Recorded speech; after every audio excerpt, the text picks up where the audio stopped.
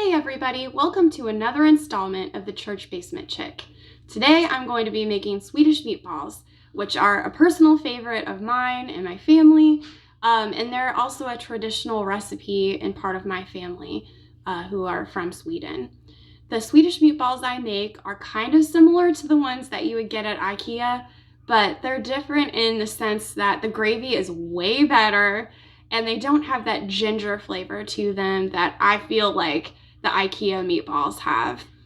So the Swedish meatballs that I make, I think, go a few generations back in my family. I'm not sure exactly how many, but they are from a recipe that my grandma had put together that has heritage family recipes in it, as well as heritage recipes from other close friends. The recipe that I use, you'll need a half a pound of ground pork mixed with a whole pound of ground beef. You'll need 3/4 cup of dried breadcrumbs. And I don't get the ones with like Italian seasoning in them or anything because you don't want them to throw off the flavor. Then you'll want 1.5 teaspoons of salt, and I just mixed that with 1/8 teaspoon of pepper.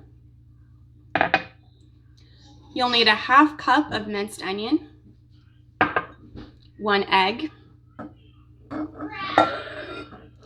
a half tablespoon of Worcestershire sauce, a half cup of milk, and some vegetable oil, which I have in here, for frying the meatballs in. So the next step I'm going to take is I'm going to combine all of these ingredients to make the meatballs, and then I'll be frying them on the frying pan. So, all right, let's get making meatballs. All right, so now it's time to mix our ingredients together. So we'll mix the ground beef and the ground pork up in the mixing bowl, just enough to get those combined. We're gonna do plenty more mixing, so it doesn't have to be perfect right away. All right, let's add in our breadcrumbs. There we go, mix those in.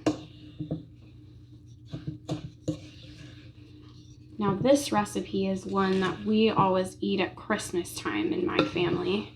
I don't know if there's other families out there where Swedish meatballs are your Christmas food, but they are a must on the table at my house. Okay, that's looking pretty good. So I'm going to put my onions in.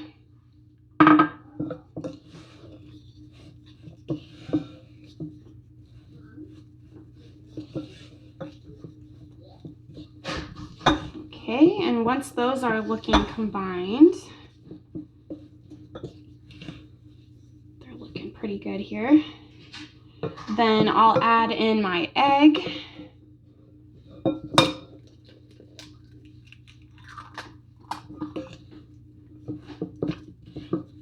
Make sure that gets mixed in.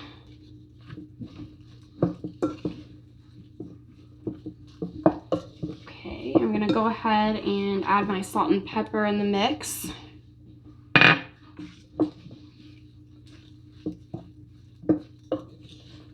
And it's really starting to kind of clump together, so I can see this is gonna form some really nice meatballs. Okay, finally I'm gonna add my Worcestershire as well as my milk, and then do my final mix to kind of combine everything and make sure everything looks uniform so that I can start forming the meatballs and frying those up in the frying pan. Meatballs. So I'm going to start by putting just a little bit of oil in my pan. I'm not going to use all of it. And here, I'll just spread that around really quickly. Yeah, there we go. Okay, so the meatballs themselves form into about the size of a walnut. And the way that my mom taught me to do this is you start lining them up around the edge of the pan and then roll and work your way toward the middle. go. I'm lining my meatballs up around here.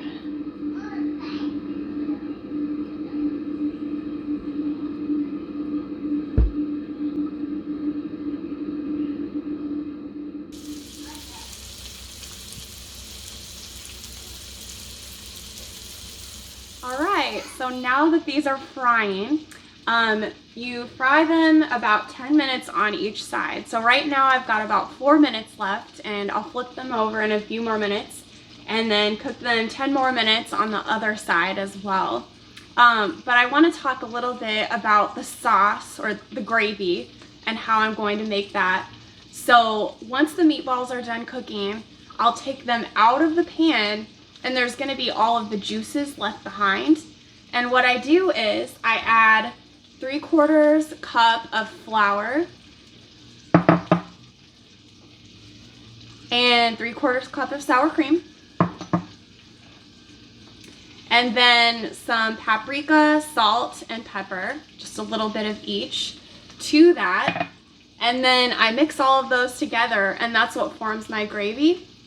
And once my gravy is kind of constituted and become thick, then I know I can add my meatballs back in there and cook it all together for a few more minutes before serving.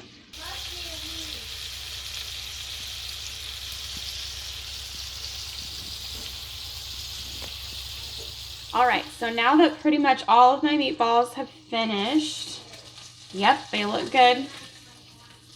I'll scoop the rest of them out into the bowl.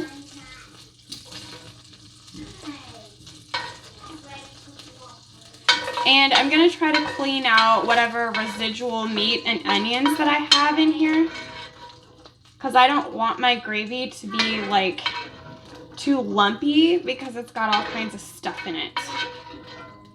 Okay, there we go, great. So now this next part has to move pretty quickly. I'm gonna make my sauce. So I start by adding 2 cups of boiling water. I'm gonna add that slowly here. Okay, I'm gonna add like 1 cup to start off with, and then I'm gonna go ahead and add my flour, my sour cream,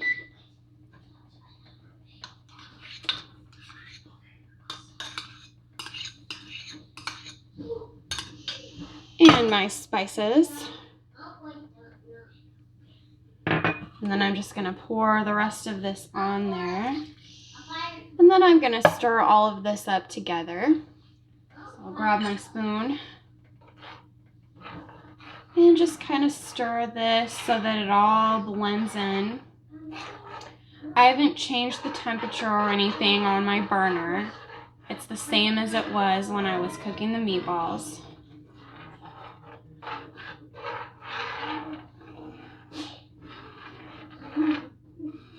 So it's probably gonna take a minute to get this to be the texture that I want it to be.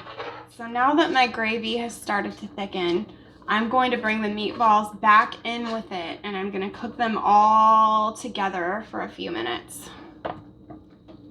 So here we go. We'll just put the meatballs right back in there, the gravy. And then I'm just gonna stir that in. And I brought my burner down to a low setting at this point, because right now I just kind of want everything to cook slowly together. Just kind of want the meatballs to soak in the sauce for a few minutes and cook.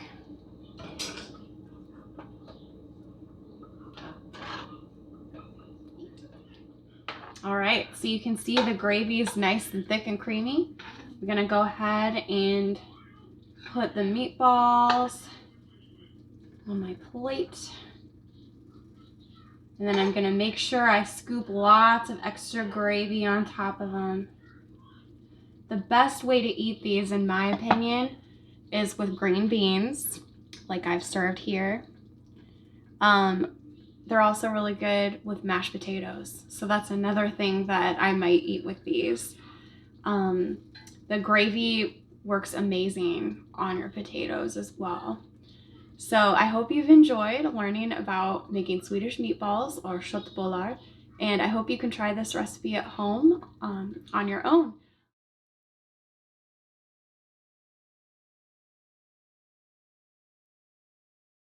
Thanks for joining me, the Church Basement Chick, and I'll see you next time.